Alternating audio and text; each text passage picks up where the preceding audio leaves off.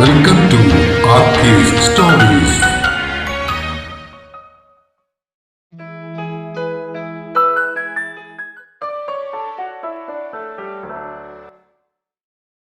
താളം ഭാഗം 31.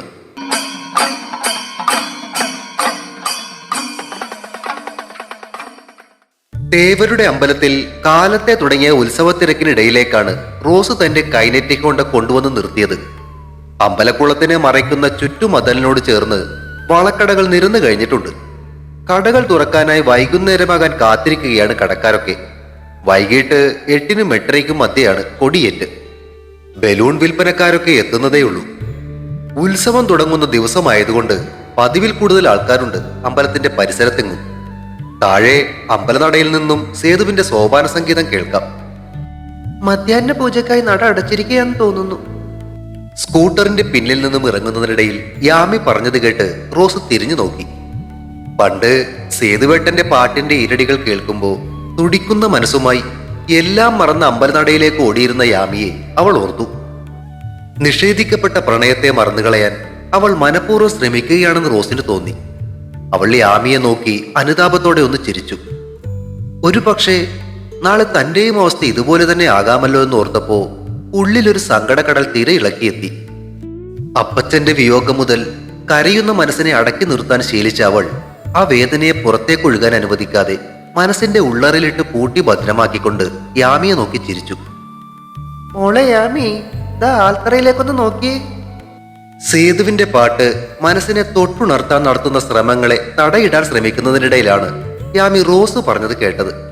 അമ്പലത്തിൽ നിന്നും ഉയരുന്ന സോപാന സംഗീതം കേട്ട് കാലൊക്കെ ആട്ടി അവിടെ ഇരിപ്പുണ്ട് നമ്മുടെ പ്രവീൺ. അല്പം ലൂസായ ഒരു ഷർട്ടും കാവി മുണ്ടുമാണ് ആളുടെ വേഷം.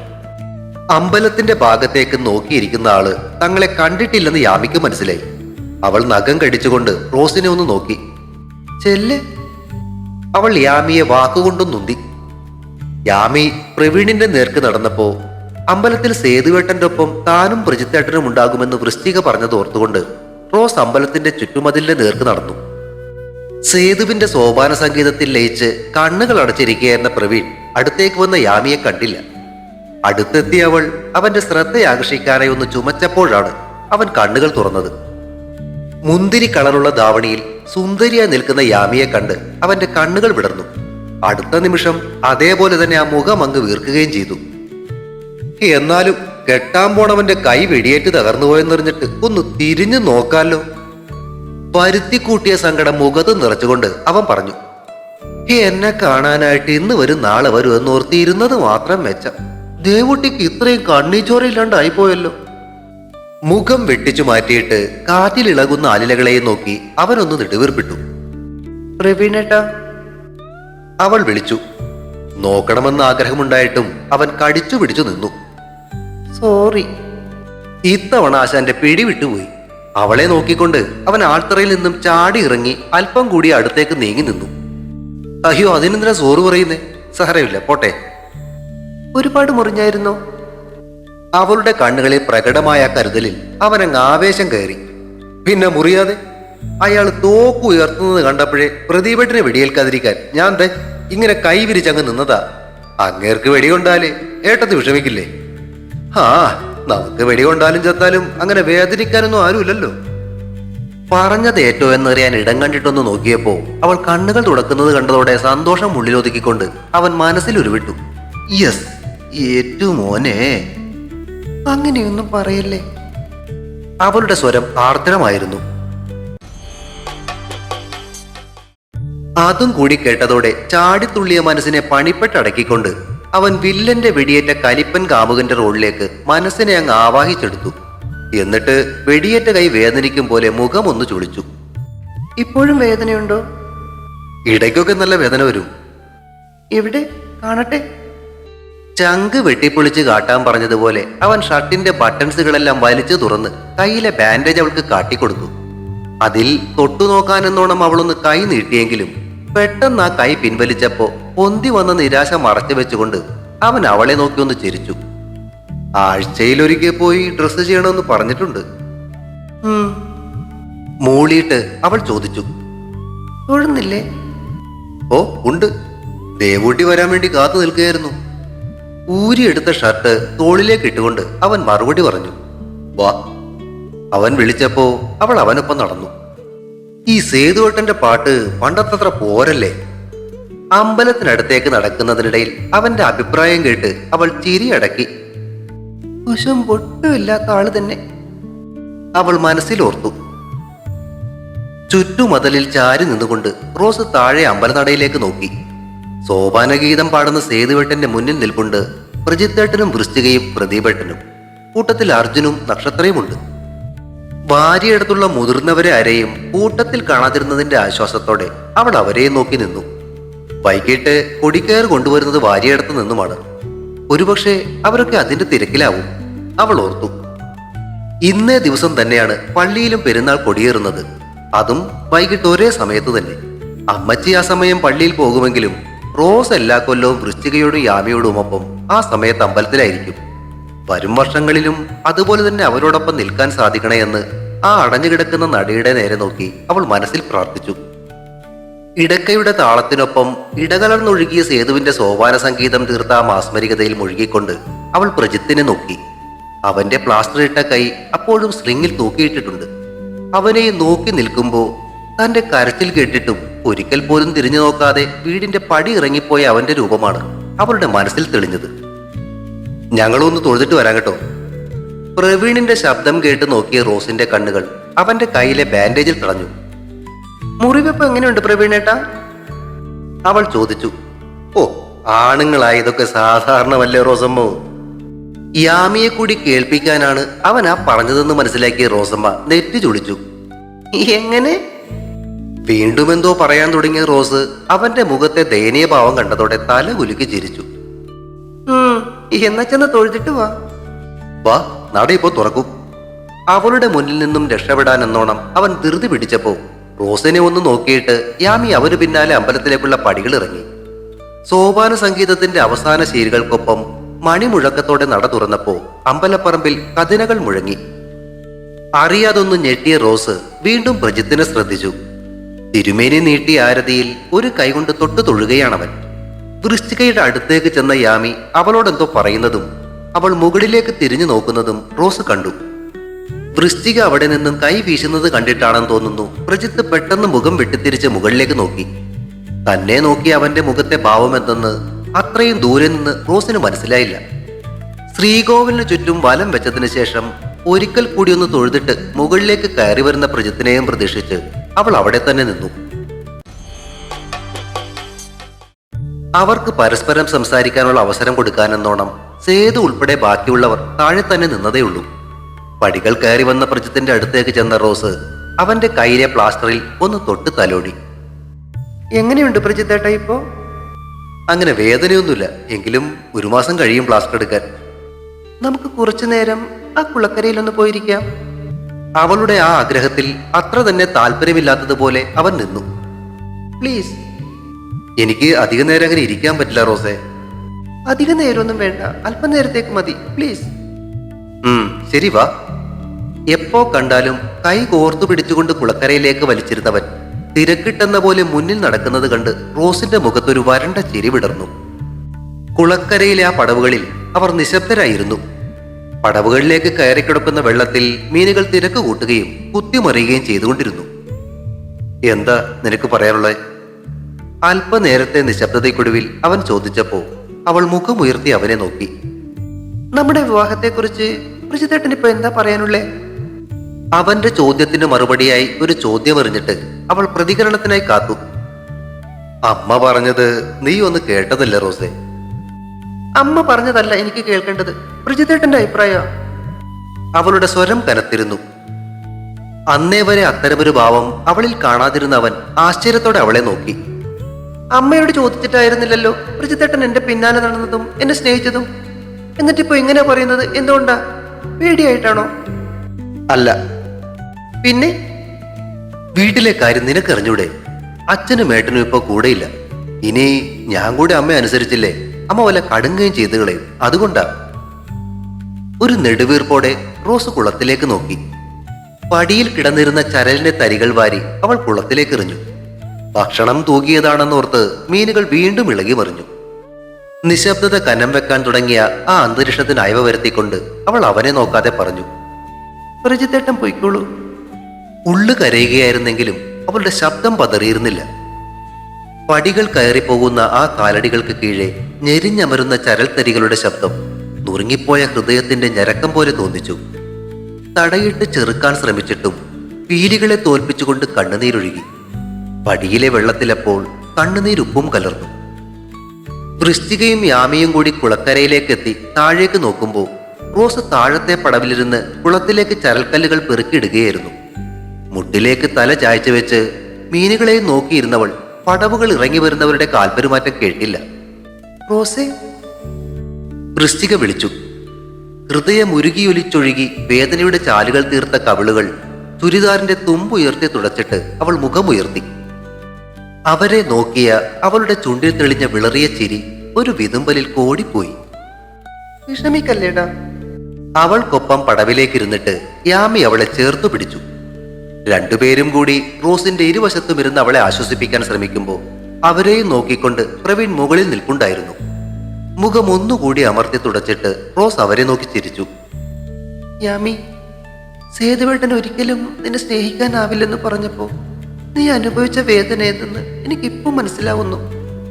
മറുപടി പറയാതെ യാമി അവളെ സഹതാപത്തോടെ നോക്കി. നെഞ്ചിന് മുകളിൽ എന്തോ വല്ലാത്തൊരു ഭാരം പോലെടി. നിവർന്നിരുന്ന് ശ്വാസം ആഞ്ഞു വലിക്കാൻ ശ്രമിക്കുന്നവളുടെ മുതുകിൽ തടവിക്കൊണ്ട് വൃശ്ചിക അവളോട് അല്പം കൂടി ഒന്ന് ചേർന്നിരുന്നു. എന്തെല്ലാം ആഗ്രഹിച്ചിരുന്നതാ ഞാൻ.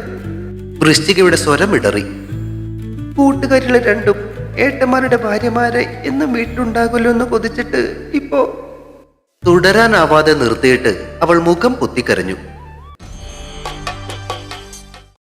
കരയാതെ വൃശ്ചി. സ്വന്തം ദുഃഖത്തിന് മുകളിൽ നിന്നുകൊണ്ട് റോസ് വൃശ്ചികയെ ആശ്വസിപ്പിക്കുന്നത് കണ്ട് യാമിയുടെയും കണ്ണുകൾ നനഞ്ഞു. വിഷമമുണ്ടെന്ന് കരുതി ഞാൻ തകർന്നു പോകത്തൊന്നുമില്ല പിള്ളേര്. ഈ റോസ്മേരി കരിപ്പനക്കാട്ട് ജോസഫ് മാത്യുവിന്റെ മകളാ. വിണ്ടുപോയ ഹൃദയത്തെ വീറിനാൽ വീണ്ടെടുക്കാൻ ശ്രമിച്ചുകൊണ്ട് അവൾ പറഞ്ഞു, എന്നെ വേണ്ട എന്ന് പറയുന്ന ഒരാളുടെ പിന്നാലെ നടക്കാൻ എന്നെ കിട്ടില്ല. അത് തന്നെയാ വേണ്ടത് റോസമ്മോ. പിന്നിൽ നിന്നും പ്രവീണിന്റെ വാക്കുകൾ കേട്ട് അവർ തിരിഞ്ഞു നോക്കി. അവൻ പടികൾ ഇറങ്ങി വരികയായിരുന്നു. അവരെയും കടന്ന് വെള്ളത്തിലേക്ക് ഇറങ്ങി നിന്ന് അവൻ കാലിട്ട് വെള്ളമിളക്കി. ചെറിയ തിരകൾ രൂപം കൊണ്ട് കുളത്തിന്റെ മറുകരയിലേക്ക് നീങ്ങുന്നത് നോക്കി അല്പനേരം നിന്നിട്ട് അവൻ തിരിഞ്ഞു. ആകപ്പാടെയുള്ള ഒരു ജീവിതം, അത് നമുക്ക് വേണ്ടി കൂടി ആവട്ടെന്നേ. നമ്മളെ വേണ്ടാത്തവരുടെ ഓർമ്മകളിൽ എന്തിനു കളയണം ഈ നല്ലൊരു ജീവിതം? ചോദ്യത്തിനൊടുവിൽ അവന്റെ കണ്ണുകൾ യാമിയിലെത്തി നിന്നു. അത് കണ്ട് അവൾ മുഖം കുനിച്ചു. ലോകം വിശാലമാണ് പിള്ളേരെ. അവഗണിക്കുന്നതിനെ വിട്ടിട്ട് അങ്ങ് മുന്നോട്ട് നടക്കുന്നേ. മുന്നിലെ വഴിയിൽ എവിടെയെങ്കിലും ഒരാൾ കൈ നീട്ടി നിൽപ്പുണ്ടാവും. ഇന്നലെ വരെയുള്ള മുറിവുകളെ ഉണക്കി തലോടാനൊരു കൈ. അതും പറഞ്ഞിട്ട് ശ്രദ്ധയാകർഷിക്കാൻ എന്നോണം അവൻ യാമിയുടെ മുന്നിൽ കൈകൾ വീശി. അത്തരമൊരു കൈയല്ലേ പ്രവീണേട്ടാ ഇപ്പൊ ഈട്ട് വീശി കാട്ടുന്നേ? ഉള്ളിലടക്കിയ ദുഃഖത്തിനുമേൽ ചിരിയുടെ ആവരണം അണിഞ്ഞുകൊണ്ട് റോസ് ചോദിക്കുമ്പോൾ കൂട്ടുകാരികൾ രണ്ടും അവളെ ആശ്ചര്യത്തോടെ നോക്കി. പ്രവീണും തിരികെ അവളെ നോക്കി ചിരിച്ചു. യെസ്, ദേ ഇത്രയേ ഞാൻ പറഞ്ഞുള്ളൂ. ദുഃഖങ്ങളോടൊക്കെ അങ്ങ് ടാറ്റ പറയൂ, എന്നിട്ട് ചിരിക്കൂ. ജീവിതം വളരെ ചെറുതാണെന്നേ. ചെറിയൊരു പരന്ന കല്ലെടുത്ത് അവൻ കുളത്തിലേക്ക് തെറ്റിച്ചെറിഞ്ഞു. കുളത്തിന്റെ മേലെ കൂടി തെന്നിത്തെറിച്ചുകൊണ്ട് ആ കല്ല് അങ്ങേ കരയിലേക്ക് പോയി.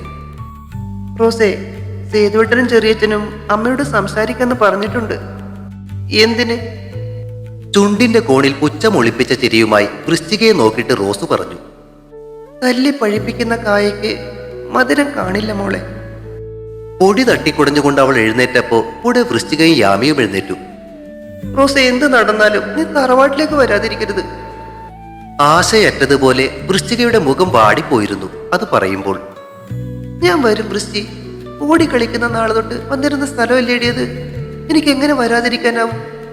പോകാം നമുക്ക്, സമയം വൈകി. രണ്ടുപേരോടുമായിട്ട് അവൾ പറഞ്ഞു. വീട്ടിൽ ചെന്നിട്ട് വേണം ഇനി പലഹാരങ്ങൾ കൊണ്ട് പോവാൻ. കുളത്തിന്റെ പടവുകൾ കയറിപ്പോകുന്നവരുടെ കാലുകൾക്ക് അന്ന് പതിവിലേറെ കരുത്തുണ്ടായിരുന്നു. താങ്ങാൻ ആളില്ലെന്ന അറിവിൽ നിന്നുമുണ്ടായ കരുത്ത്. പ്രജിത്ത് പടികൾ കയറി മുകളിലേക്ക് ചെല്ലുമ്പോൾ അവനെയും കാത്ത ആൾത്തറയിൽ സേതുവും പ്രദീപും നിൽപ്പുണ്ടായിരുന്നു. എന്താ എടാ, പറഞ്ഞ് അവസാനിപ്പിച്ചോ? സേതുവിന്റെ ആ ചോദ്യം ഇഷ്ടപ്പെടാത്ത മട്ടിൽ പ്രജിത്ത് അങ്ങേരെ നോക്കി. എന്തവസാനിപ്പിച്ചോന്നാ ഏട്ടൻ ചോദിച്ചേ? നീ എന്താ പ്രജുട്ടാ ഒട്ടം കളിക്കണോ? റോസിന്റെ കാര്യമാ ഞാൻ ചോദിച്ചേ. ആ കാര്യം സേതുവിട്ടും അറിയാവുന്നതല്ലേ. ഇനി ഈ കല്യാണത്തിൽ സമ്മതിക്കില്ലെന്ന് അമ്മ പറഞ്ഞു കഴിഞ്ഞതല്ലേ. അത് കേട്ട് ദേഷ്യത്തോടെ സേതു പ്രജിത്തിന്റെ അടുത്തേക്ക് ഒരു ചുവട് വെച്ചതും പ്രദീപ് അവന്റെ കയ്യിൽ കയറി പിടിച്ചു. നാണം ഉണ്ടോടാ നിനക്ക്? നിനക്ക് ഇപ്പോഴേ വയസ്സ് 28, അല്ലാതെ 8 അല്ല അമ്മയുടെ സാരിത്തുമ്പെ തൂങ്ങി നടക്കാൻ. വാക്ക് പാലിക്കാൻ കഴിയില്ലായിരുന്നേ. ഒരു പെണ്ണിനെ ഇങ്ങനെ വിഷമിപ്പിക്കരുതായിരുന്നടാ. സേതു അവനെ നോക്കി ചീറി. അതിന് ഇങ്ങനെയൊക്കെ വരുമെന്ന് ആരെങ്കിലും വിചാരിച്ചിരുന്നു? സംസാരം നീട്ടാൻ ഇഷ്ടമില്ലാത്തവണ്ണം അവൻ മുഖം ചുളിച്ചു. പ്രജൂട്ട് അവൾ നല്ലൊരു കുട്ടിയാടാ. വല്യമ്മയെ ഞാൻ പറഞ്ഞ് സമ്മതിപ്പിക്കാന്നേ. അവനെ അനുനയിപ്പിക്കാൻ സേതു ഒന്നുകൂടെ ശ്രമിച്ചു. അതിന് നടക്കില്ല സേതുവേട്ട. ദിനകരൻ അമ്മാവനൊരു ആലോചനയുമായി വന്നിട്ടുണ്ട്. അമ്മാവന്റെ വീടിനടുത്ത് തന്നെയുള്ളൊരു കുട്ടിയാ. അമ്മയ്ക്കും അതേതാണ്ട് പിടിച്ച മട്ട. അവനെ ചുഴിഞ്ഞൊന്ന് നോക്കിയിട്ട് സേതു ചോദിച്ചു, നിനക്കോ? ഞാൻ പറഞ്ഞല്ലോ സേതുവേട്ട, അമ്മയെ വിഷമിപ്പിച്ചും കൊണ്ടൊരു തീരുമാനം എടുക്കാൻ എനിക്ക് വയ്യ. അല്പനേരത്തേക്ക് അവനെ നോക്കി നിന്ന സേതു അടുത്തേക്ക് ചെന്നിട്ട് അവന്റെ മുതുകിലൂടെ ഒന്ന് വിരലോടിച്ചു. എന്താ? അവൻ ചോദിച്ചു. നിന്റെ മുതുകിൽ നട്ടല് തന്നെയാണോ അതോ വല്ല വാഴപ്പിണ്ടിയാണോ നോക്കിയതാ. പ്രജിത്ത് ദേഷ്യത്തോടെ സേതുവിന്റെ കൈ തട്ടി മാറ്റി. ഇത് സേതുവേട്ട, വെറുതെ ആളെ കളിയാക്കരുത്. നിങ്ങളൊട്ടും മോശമൊന്നുമല്ലല്ലോ. ആ യാമിയെ നിങ്ങളും വേണ്ടെന്ന് വെച്ചതല്ലേ. അവന്റെ ആ ചോദ്യം കേട്ട് സേതു പല്ല് കടിച്ചുകൊണ്ട് പ്രദീപിനെ നോക്കി. ഇവന് ഞാൻ എന്താ ചെയ്യുക? എന്നിട്ടവൻ വീണ്ടും പ്രജിത്തിന് നേരെ തിരിഞ്ഞു. എടാ, ആ പെൺകുച്ചിനെ ഞാനൊരിക്കലും സ്നേഹിച്ചിരുന്നില്ല.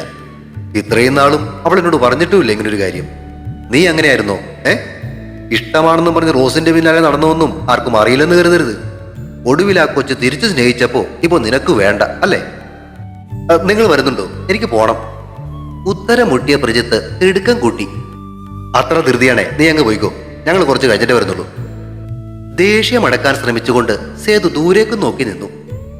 പ്ലാസ്റ്റർ ഇട്ട കൈ സ്ലിങ്ങിൽ നിന്നും മൂരിയിട്ട് പണിപ്പെട്ട് 2 കൈകൊണ്ട് മുണ്ടു മടക്കി കുത്തിയ ശേഷം പ്രജിത്ത് തിരിഞ്ഞു നോക്കാതെ നടന്നു.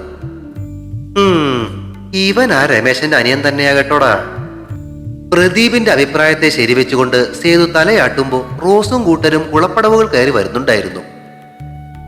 ഉത്സവ ദിവസമായതുകൊണ്ട് കട തുറക്കാൻ വൈകുമെന്ന് അറിയാമായിരുന്നതിനാൽ അവൾ അന്ന് യാമിയെ കൊണ്ടുപോയി വീട്ടിലാക്കിയതിനു ശേഷമാണ് പലഹാരപ്പൊതികളുമായി പ്രജിത്തിന്റെ കടയിലേക്ക് ഇറങ്ങിയത്. മണ്ടോത്തെ തറയിൽ പതിവ് പോലെ കാശിയപ്പൂപ്പൻ അവളെയും പ്രതീക്ഷിച്ചിരിപ്പുണ്ടായിരുന്നു. ഇന്നെന്ത് പറ്റി? അമ്പലത്തിൽ കണ്ടില്ലല്ലോ. ഉഴുന്നുവടയുടെ പൊതി എടുത്തും കൊണ്ട് സ്കൂട്ടറിൽ നിന്നും ഇറങ്ങുന്നതിനിടയിൽ അവൾ ചോദിച്ചു. അതിനു മറുപടി പറയാതെ കാശിയപ്പൂപ്പൻ അവളെ അടുത്തേക്ക് വിളിച്ചു. വാ, ഇരിക്കെ. പൊതി തുറന്ന് മൊരിഞ്ഞ ഉഴുന്നുവട ഒരെണ്ണം എടുത്ത് ആസ്വദിച്ച് കഴിക്കുന്ന കാശിയപ്പൂപ്പനെ നോക്കിക്കൊണ്ട് അവൾ ആ പൊളിഞ്ഞ തറയിലേക്ക് കയറിയിരുന്നു. എന്തു പറ്റിയെന്ന്? അങ്ങേര് ഒരെണ്ണം കഴിച്ചു കഴിഞ്ഞതും അവൾ വീണ്ടും ചോദിച്ചു. ഇന്ന് ജ്യേഷ്ഠത്തിയുടെ ആണ്ടുദിനമായിരുന്നു. അതും പറഞ്ഞ് കാശിയപ്പൂപ്പൻ ചിരിച്ചു. വേദനയുടെ കറപുരണ്ട് പകിട്ട് മങ്ങിപ്പോയൊരു ചിരി. ബലിയിട്ട് കഴിഞ്ഞ് തിരികെ വന്നപ്പോ സമയം അങ്ങ് വൈകി. പറഞ്ഞിട്ട് അയാൾ പൊതിയിൽ നിന്നും വീണ്ടും ഒരു ഉഴുന്നുവട കൂടി എടുത്തു. അപ്പൂപ്പ, നമ്മളെ പോലുള്ളവർക്കൊക്കെ ജീവിതത്തിൽ എന്നും ദുഃഖം മാത്രം ഉണ്ടാവൂല്ലേ? ഒരു നിമിഷത്തേക്ക് കാശിയപ്പൂപ്പന്റെ കൈയും വായും നിശ്ചലമായി. അയാൾ മുഖം ചരിച്ച് അവളെ നോക്കി. അന്യാധീനപ്പെട്ടു പോയ ആ പറമ്പിലെ ആരും നോക്കാനില്ലാത്ത തെങ്ങുകളിൽ ഉണങ്ങി വീഴറായി കിടക്കുന്ന ഒലകളിലായിരുന്നു അവരുടെ ശ്രദ്ധ. വിധിക്കും ഒരു നേരം പോക്കൊക്കെ വേണ്ടേ കൊച്ചേ? കാശിയപ്പൂപ്പനിൽ നിന്നും വീണ വാക്കുകൾക്ക് പിന്നിലെ നിസ്സഹായാവസ്ഥ അവളെ ചിരിപ്പിക്കുകയാണ് ചെയ്തത്. മനസ്സ് തകർന്നിട്ടും വിധിയെ നോക്കി ചിരിക്കുന്നവരുടെ ഉള്ളിലെ ആ കനലിന്റെ ചൂടറിയാവുന്നത് പോലെ കാശിയപ്പൂപ്പൻ അവളെ ചേർത്തു പിടിച്ചു. അടക്കിപ്പിടിച്ച വേദന അറിയാതെ പുറത്ത് ചാടിപ്പോയി. വാ പൊത്തിക്കരഞ്ഞുകൊണ്ട് അവൾ അപ്പൂപ്പന്റെ തോളിലേക്ക് മുഖം ചാരി. ആരുടെ മുന്നിലും കരയാൻ പറ്റുന്നില്ല അപ്പൂപ്പ. കരഞ്ഞാല് അവർക്ക് വിഷമിക്കില്ല. കരച്ചിലിനൊപ്പം വാക്കുകൾ ചിതറിയും തെറിച്ചും വീണു. എണ്ണിപ്പെറുക്കി കരയുന്ന അവളുടെ മുടിയിൽ തലോടിക്കൊണ്ട് കാശിയപ്പൂപ്പൻ കണ്ണുകൾ ഇറുക്കിയടച്ചു. ചുളിവ് വീണ ആ മുഖത്തെ നരച്ച താടിരോമങ്ങൾ അന്ന് വർഷങ്ങൾക്ക് ശേഷം കണ്ണുനീരിന്റെ രുചി എറിഞ്ഞു. തുടരും. താളം അടുത്ത ഭാഗം ഉടൻ പ്രതീക്ഷിക്കുക. സബ്സ്ക്രൈബ് ചെയ്യാത്തവരുണ്ടെങ്കിൽ ദയവായി സബ്സ്ക്രൈബ് ചെയ്ത് സപ്പോർട്ട് ചെയ്യണേ. കഥയ്ക്ക് അഭിപ്രായങ്ങളും ലൈക്കുകളും നൽകുന്നതിനൊപ്പം ഹൈപ്പ് കൂടി ചെയ്ത് സപ്പോർട്ട് ചെയ്തേക്കണേ. കൂടാതെ കഥയുടെ ലിങ്ക് കഴിയുന്നവർക്കൊക്കെ ഒന്ന് ഷെയർ ചെയ്ത് കൂടി കൊടുത്തേക്കണേ. താങ്ക്